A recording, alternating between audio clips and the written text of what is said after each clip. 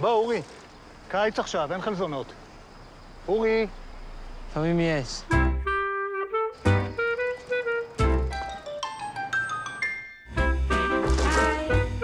ווצ'קו, אנחנו נוסעים. ככה אתה בא? מי אמר שאני בא? אני מכיר את המקומות האלה. זה לאנשים שאין מי שיטפל בהם. מי יטפל בו? 2.5 מדריכים שמתחלפים שם כל שנה? אהרון, אני לא מתכוונת לנהל את השיחה הזאת עוד פעם. טוב לו פה. אורי! אורי! הלו, תמרה. איפה אתם? אורי, הוא פשוט... אהרון. צריך עוד זמן. אני לא מוכנה לזה, יש צו מבית משפט, ואני לא מתכוונת לוותר לך יותר. אהרון. אהרון. כרטיס אשראי שלך והחתימה שלך כאן. מה אם אני פשוט אשלם במזומן? מי שאתה עושה את זה? אני לא מוכנה לעשות את זה ככה, אתה שומע אותי? כבר עזבת את הכל, אתה כבר היית שם.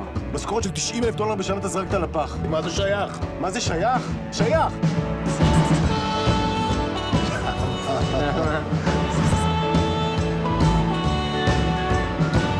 כל פעם שמשהו לא מצליח. אתה חותך, אתה קם ואתה הולך.